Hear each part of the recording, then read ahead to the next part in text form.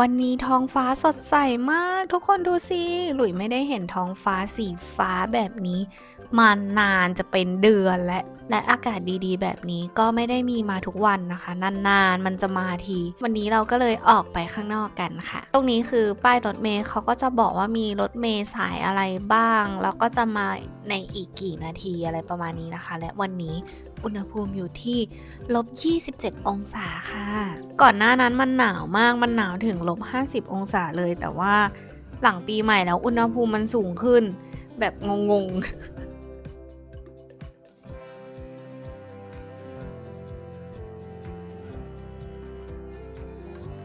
ข้างๆป้ายรถเมล์ส่วนใหญ่จะมีมินิมาร์ทเสมอนะคะอันนี้คือข้างในมินิมาร์ทก็คือเขาจะมีเก้าอี้ให้นั่งรอคือคนอะสามารถเข้าไปนั่งรอได้เพราะว่าข้างนอกมันหนาวแต่ว่าข้างในมันจะอุ่นแล้วก็ไม่ต้องซื้ออะไรในมินิมาร์ทก็ได้เหมือนกันแต่ว่าถ้าซื้อก็จะดีและนี่หลุยเพิ่งเคยเห็นเนี่ยสเต็กกับมันบดสำเร็จรูปแบบฟิลมาม่าเกาหลีอันนี้เป็นที่นั่งรอรถเมล์ในเมืองนะคะตรงนี้มีฮีตเตอร์ด้วย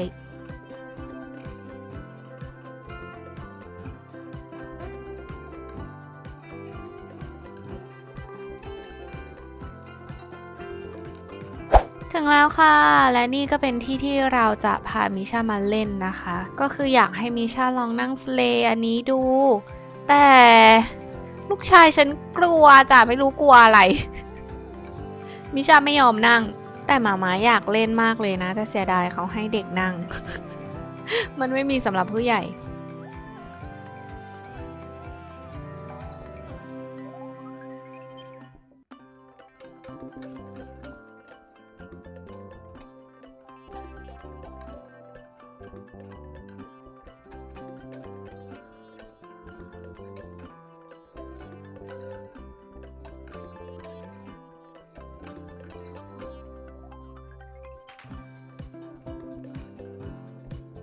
อันนี้ก็เป็นบรรยากาศนะคะให้ทุกคนดู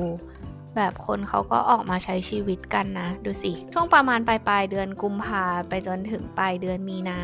จะมีกิจกรรมแบบน้ำแข็งให้เล่นเยอะมากจะมีแบบไอสเกตมีสไลเดอร์มีสกีอะไรอย่างเงี้ยกิจกรรม outdoor มันจะเยอะกว่านี้มากถ้าใครอยากมาเที่ยวยาคุสก็มาช่วงนั้นได้นะคะและนี่คือสไลเดอร์ที่มิชาชอบเล่นมากแต่สไลด์แบบนี้มันจะเล่นสนุกก็คือมันต้องมีที่รองก้นมันจะเป็นแบบแผ่นพลาสติกอะให้รองก้นแล้วมันจะสไลด์ลงมาได้แบบยาวเลยแต่เราไม่มีพลาสติกรองก้นมันก็เลยไม่ได้สไลด์มาไกลมากนะคะ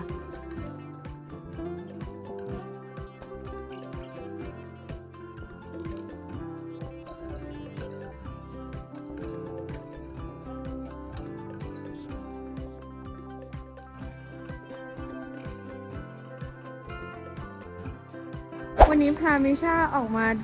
เล่นรถลากเรนเดียร์อีกรอบนึงเพราะว่าตอนกลับไปหลุยก็ไปแบบปลุกปั้นให้มิชามานั่ง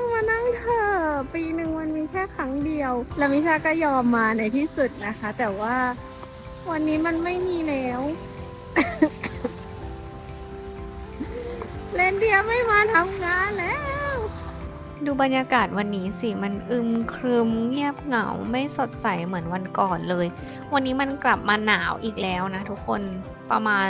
-40เท่าไหร่เนี่ยแหละแล้วจริงๆนั่งกวางอันเนี้ยมันก็ไม่ได้มีแค่ครั้งเดียวหรอกก็คือมันก็มีหลายครั้งแหละแต่ว่ามันก็ไม่ได้มีมาบ่อยๆแบบอยากนั่งเมื่อไหร่ก็มานั่งได้อย่างนั้นน่ะ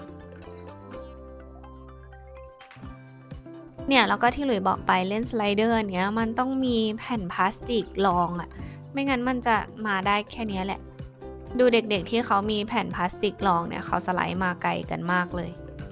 จบละคลิปสั้นของหลุยโหเสียดายมากไม่มีคอนเทนต์มิชานั่งกวางเลยไปเข้าห้างไปซื้อของไปหาอะไรกินแล้วก็กลับบ้านกันแล้วมาหนาวไปด้วยกันในคลิปหน้านะคะไปแล้วบ๊ายบายสวัสดีค่ะป๊าป๊าซื้ออะไรให้มิชาที่ว่าจะให้มา ซื้อนั้นให้มิชาเหรอ ที่ว่าใครมา